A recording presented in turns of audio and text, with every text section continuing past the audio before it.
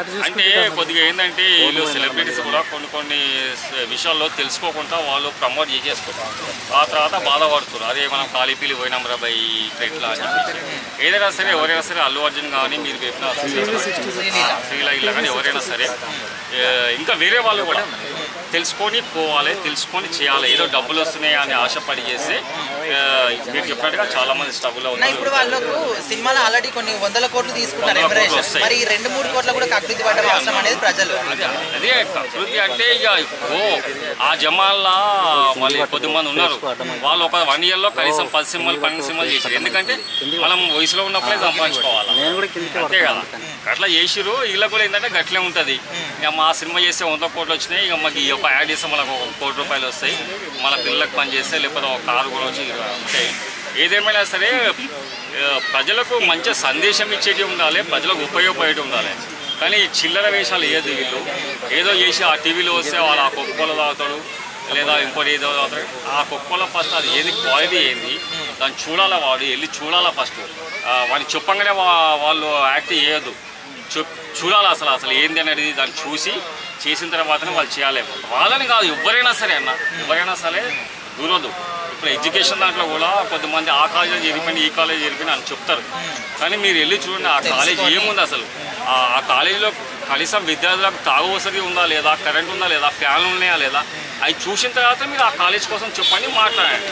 ఏదైనా సరే ఈ సెలబ్రిటీలు అన్న వాళ్ళు ఏదో వాళ్ళ అసిస్టెంట్ వచ్చి చెప్పి మాట్లాడంగానే రెడీ మేము షూటింగ్ రెడీ అయిపోతాం, మీరు షూటింగ్ పెట్టుకోని చెప్పొద్దు. ఫస్ట్ వెళ్ళి చూడాలి, వీళ్ళే స్వయంగా పోయి చూడాలా. కాలేజీలు కానివ్వండి, ఈ మళ్ళీ ఇవి జ్యూసెస్ అవి కొన్ని ఉన్నాయి కదా, అలాంటి వెళ్ళి చూసి. ఇంకొంతమంది ఏమంటున్నారంటే ఒకప్పుడు పవన్ కళ్యాణ్ గారు కూడా ఈ విధంగా చేసేవాళ్ళు, కానీ ప్రజలకు నష్టం కలుగుతుందని తెలిసి ఆయన కంప్లీట్గా ఆపేశారు. సో మరి ఆయన చూసి నేర్చుకోవచ్చు కదా సెలబ్రిటీస్? నేర్చుకోవాలి, పవన్ అన్న చూసి చాలా నేర్చుకోవాలి. పవన్ అన్న చూసి ఒక్కరిద్దరు కాదు, మొత్తం భారతదేశంలో ఉన్న రాజకీయ నాయకులు, కార్యకర్తలు, నాయకులు అందరూ కూడా తనను చూసి నేర్చుకోవాలి. పవన్ అన్న మీరు అందరూ కొద్దిగా అనుకుంటున్నారు ఆయన ఏదో కావాలని చేస్తున్నారు, అది కాదు. ఆయన పడ్డ కష్టాలు బాధలు ఆయన దగ్గరగా చూసినన్న. ఆయన 10 years సినిమా ఇటు లేనప్పుడు చాలా బాధపడ్డాడు. మొన్న ఆయన గెలిచిన తర్వాత కూడా ఆయనను ట్రోల్ చేసి ఏదో అయిపోతాం అనుకుంటున్నాను. ఆయనను ట్రోల్ చేసి మీరే కిందికి పోతున్నాయని, ఆయనకి ఏం కాదు. సరే ఓవరాల్గా ఏం చెప్తారన్న, ఈ విధంగా ఏం తెలుసుకోకుండా ప్రమోట్ చేయడం ఇలాంటివి చేసేవాళ్ళు? నేను ఒకటే మాట చెప్తున్నా, వీళ్ళు ఇలాంటివి ఉంటే ఫస్ట్ పోలీస్ శాఖతో వీళ్ళు పర్మిషన్ తీసుకునే చేయాలి. అసలు పోలీస్ డిపార్ట్మెంట్ కూడా వీళ్ళకి అవకాశాలు ఇవ్వదు ఇలాంటి మెయిన్. నేను మార్నింగే చూశాను న్యూస్, ఈడీ మహేష్ బాబు గారికి నోటీసులు ఇచ్చారు. మహేష్ బాబు గారు ఈరోజు ఆయన ప్యాన్ ఇండియా హీరో. ఎందుకు వీళ్ళు సినిమా వాళ్ళని టార్గెట్ చేస్తారో నాకు అర్థం కావట్లేదు. ప్రతి ఒక్కరూ లేచిన వల్ల సినిమా వాళ్ళని టార్గెట్ చేయడం మంచి పద్ధతి కాదు. మహేష్ బాబు గారు ఈరోజు ఆయన ఎన్నో సినిమా హీరోనే కాకుండా బయట కూడా చాలా స్వచ్ఛంద కార్యక్రమాలు చేస్తున్నారు. చిన్నపిల్లల హాస్పిటల్ అయితేవి ఎంతోమందికి సాయం చేస్తున్నారు. ఆయన వ్యక్తిగతంగా కూడా చాలామందికి హెల్ప్ చేశాడు, చాలామందిని చదివిస్తున్నాడు. అలాగే చాలా మంచి వ్యక్తి. అలాంటి వ్యక్తి మీద మీరు కక్ష సాధింపు చర్యలు తప్పితే ఇది ఇంకోటి లేదని నేను కోరుతున్నాను. మరి ఇది మనీ లాండరింగ్ కింద అయితే కేసు నమోదు చేస్తున్నారు. ఎందుకంటే ఆయన మహేష్ బాబు గారు 5.9 crores తీసుకున్నట్టుగా తెలుస్తుంది. ఇప్పుడు అక్కడ దానికి యాడ్ ఇచ్చినందుకు మరి వాళ్ళు ఎక్కడ మాట్లాడుకున్నారో తెలియదు. ఇప్పుడు సెలబ్రిటీ అన్నాక వాళ్ళు హోటల్లోనే తీసుకుంటారు, తప్పులేదు దాంట్లో. ఇప్పుడు సినిమా ఇప్పుడు మహేష్ బాబు గారు సినిమా తీస్తే ఎంతో తీసుకుంటారు, 20 కోట్లు 30 కోట్లు ఉండిద్ది కదా. హీరోగా ఆ లెవెల్ బట్టి అమౌంట్ ఉండిద్ది.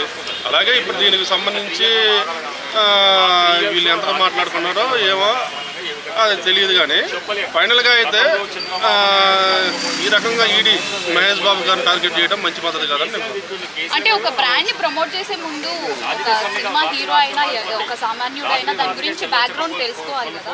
సో అది తెలుసుకోకుండా ఇలా చేయడం అది ముందు చెప్పు ఉండకపోవచ్చు మహేష్ బాబు గారికి. ఒకవేళ దాంట్లో ఏదైనా ఇష్యూ ఉంటే మహేష్ బాబు గారు తొందరపడేవాళ్ళు కాదని నేను అనుకుంటున్నాను. మరి ఇక్కడ ఎవరిది తప్పన్న, సంస్థ లేకపోతే మహేష్ బాబు గారు? అంటే డబుల్ రిజిస్ట్రేషన్ చేశారు వాళ్ళు ప్రతి ప్లాట్. ఇప్పుడు ఒకటండి, ఇప్పుడు అక్కడ లోపల డబుల్ రిజిస్ట్రేషన్ జరిగిందా, ట్రిపుల్ రిజిస్ట్రేషన్ జరిగినది లోపల సంస్థ లోపల తెలియాలి.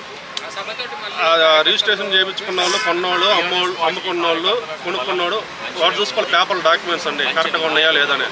మహేష్ బాబు గారు ఏముంది ఇప్పుడు ఆయన దానికి ఏదో దానికి అడ్జస్ట్మెంట్ ఇస్తూ ఉంటారు వాళ్ళు ఒక బ్రాండ్గా. దీనికి కూడా వాళ్ళు అడుగుంటారు, అప్పుడెప్పుడో ఇచ్చుంటాడు యార్డు, దీంట్లో ఫ్లాట్లు కొనుండో లేకపోతే ఏదో ఇచ్చుంటాడు. ఇప్పుడు ఈ మధ్య ప్రతి ఒక్క ఇస్తున్నారు కదా, జూనియర్ ఎన్టీఆర్ గారు ఇస్తున్నారు, అలాగే బాలకృష్ణ, ప్రతి ఒక్క సెలబ్రిటీ యాడ్ అనేది ఇస్తూ ఉంటారు. అలాగే మహేష్ బాబు గారు కూడా ఆ సంస్థకు సంబంధించి యాడ్ ఇచ్చారు. లోపల డబల్ రిజిస్ట్రేషన్ జరిగినాయా, ట్రిపుల్ రిజిస్ట్రేషన్ జరిగినాయి అనేది మహేష్ బాబు గారికి సంబంధం. అదేదన్నా ఉంటే ఆ సంస్థ వాళ్ళు, ఆ సంస్థ దగ్గర ఫ్లాట్లు కొన్న వాళ్ళు వీళ్ళు చూసుకోవాలి. నేను అనవసరంగా మహేష్ బాబు గారిని లాగడం మంచి పద్ధతి కాదు. ఆయన ఒక సెలబ్రిటీ, ఇలాంటి విషయాల్లో ఆయన లాగడం వల్ల అతనికి చెడ్డ. సో మహేష్ బాబు గారికి మీదైతే ఈడీ కేసు నమోదు చేసింది ఒక రియల్ ఎస్టేట్ కంపెనీ విషయంలో, దాన్ని ఎట్లా చూస్తారు? మహేష్ బాబు అంటే భారతదేశంలో కాదు సినీ పరిశ్రమలో ఒక గొప్ప నటుడు. ఇట్లాంటి చేయడం వల్ల ఆయన ఒక గుండె ఆపరేషన్ చిన్నపిల్లలకు వేయిస్తాడు. అట్లా కొంతమంది పిల్లల ప్రాణాలు కాపాడిన వ్యక్తి. ఇలాంటి విషయాలలో కూడా ఈయన అడ్వర్టైజ్మెంట్ చేయడం వల్ల ఏ ఒక్క ప్రాణం కూడా పోయినా కూడా ఆ 100 మంది రక్షించి ఒక్క ప్రాణం పోయినా కూడా అది ఈక్వల్ అయిపోతుంది. ఒక మహేష్ బాబు లాంటి ఆయన అభిమానిగా నేను ఒకటి చెప్తున్నాను. కొంచెం అన్నయ్య గారు ఆలోచించి కొంచెం చూసుకొని చేయాల్సిందిగా కోరుతున్నాను. అంటే ఇది మహేష్ బాబుకి తెలిసే జరిగిందంటారా ఇదంతా? మహేష్ బాబుకు తెలియదు అనుకుంటున్నాను నేను.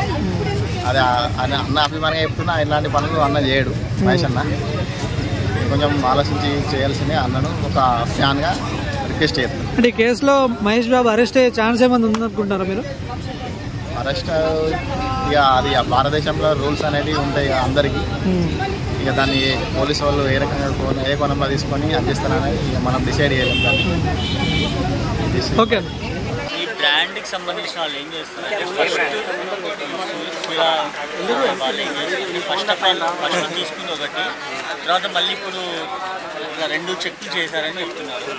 అనవసరం బ్రాండ్ ప్రమోషన్ టైంలో ఒకలా ఉన్నారు, తర్వాత ఒకలా ఉన్నారు. అనవసరంగా వాళ్ళు చేసిన మిస్టేక్ వల్ల ఈయనకి బ్యాడ్ నేమ్ కదా, అంటే ఈయనకి అక్కడికి వెళ్ళి మీట్ అవ్వాలని అంటున్నారు. కాబట్టి అనవసరం ఈయన ఇమేజ్ని డ్యామేజ్ చేస్తున్నారని అవుతుందండి. ఎందుకంటే ఇంకోసారి ఇప్పుడు వీళ్ళు ఇలా చేయడం వల్ల ఇంకా బ్రాండ్కి ఎవరైనా చేయాలన్నా కూడా ఆలోచిస్తారు నాకు తెలిసి. ఎందుకంటే ఇలా చేసే వీళ్ళు చేసే మిస్టేక్స్కి వాళ్ళకి కూడా అవుతుంది కదా. ఏం చెప్తావు మరి ఈ ఇన్సిడెంట్ మీద మీ అభిప్రాయం ఏంటి అసలు? ఆయనకి ఏం కాదు, బట్ ఇది తొందరగా క్లియర్ అవ్వాలని. సో దీంట్లో ఎవరు తప్పు ఉందంటారు? మహేష్ బాబు గారు తప్పు ఉందంటారు? తప్పు ఉంటే ఆయన ముందుకు రాదు కదండి, అక్కడికైనా వస్తా అంటున్నారు కదా. వీళ్ళు 2 సిగ్నేచర్స్ 2 సార్లు చేయించుకున్నారని అంటున్నారు కదా. కంపెనీ వాళ్ళ మిస్టేక్. అలా మిస్టేక్స్ చేయడం వల్ల ఏమైపోతుందంటే ఆర్టిస్ట్లకు బ్యాడ్ నేమ్ వస్తుంది. ఎందుకంటే వాళ్ళు రేపొద్దున ఇంకా ఎవరైనా వెళ్ళి బ్రాండ్ ప్రమోషన్ చేయాలన్నా వాళ్ళు ఆలోచిస్తున్నారు. చిన్న వాళ్ళు వెళ్ళి అడగాలన్నా కూడా ఆలోచిస్తారు.